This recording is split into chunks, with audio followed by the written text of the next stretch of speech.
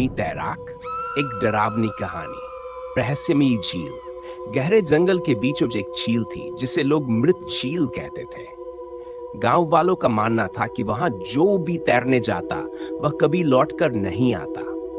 लेकिन आधुनिक जमाने के कुछ नौजवानों को इन बातों पर यकीन नहीं था।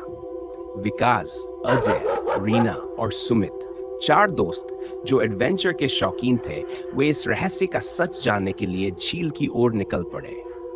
रास्ते में एक बूढ़ा आदमी मिला जिसने उन्हें चेतावनी दी, उस झील में जो भी जाता है वह पानी के अंदर से खींच लिया जाता है, वापस मत जाओ। लेकिन दोस्तों ने इसे एक पुरानी दकियानूसी कहानी मानकर नजरअंदाज कर दिया। चारों दोस्त झील के किनारे पहुंचे। पानी काला और गहरा लग रहा था, जैसे उसमें कोई रहस्य छिपा हो। अजय सबसे अच्छा तैराक था, तो उसने सबसे पहले पानी में छलांग लगाई। वह कुछ देर तक मस्ती करता रहा, लेकिन अचानक वह पानी में डूबने लगा। अजय, अजय, विकास चिल्लाया, लेकिन अजय झील के काले पानी में गायब हो गया। अजय ने महसूस किया कि कोई चीज उसके पैरों को जकड़ रही है। जब उसने नीचे देखा तो उसके होश उड़ गए। एक कंकाल जैसी डरावनी आकृति उसे नीचे खींच रही थी। उसके चेहरे पर मांस नहीं था, बस लाल चमकती आंखें थीं। अजय ने खुद को छुड़ाने की कोशिश की, लेकिन वह आकृति और तेजी से उसे नीचे खींचने लगी। तभी अचानक अजय का शरीर पानी के ऊपर तैरने लगा, लेकिन उसकी आंखें खुली थीं, बिल्कुल सूनी और बेजान। रीना और सुमित ने डरकर झील से भागने की कोशिश की, लेकिन विकास रुका।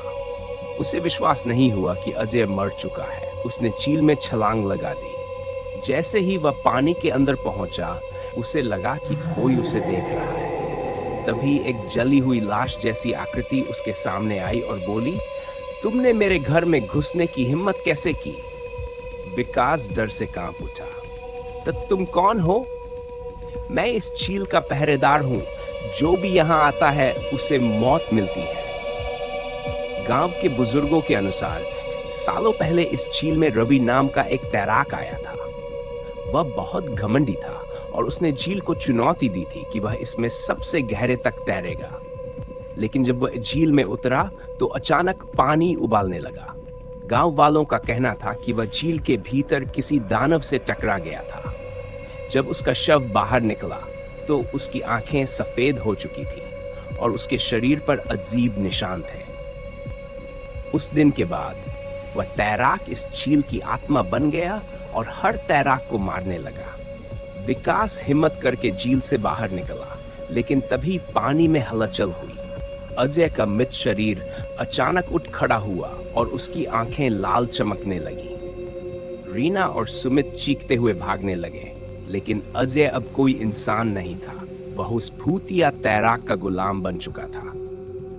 गांव वालों को अगली सुबह झील के पास 3 लाशें मिली, सुमित, रीना और विकास। उनके चेहरे पर डर की ऐसी छाप थी जैसे मरते वक्त उन्होंने कोई भयानक चीज देखी हो। लेकिन अजय की लाश नहीं मिली। कुछ लोगों का कहना था कि अजय अब उस झील का नया पहरेदार बन चुका था और जो भी उस झील में तैरने जाएगा वह कभी लौटकर नहीं आएगा। आज भी अगर कोई झील के पास जाता है तो उसे पानी के अंदर से किसी के तैरने की आवाज सुनाई देती है, छपाक छपाक। लेकिन याद रखना, अगर तुम्हें ये आवाज सुनाई दे तो वहां से भाग जाना, वरना वह भूतिया तैराक तुम्हें भी झील की गहराइयों में खींच लेगा।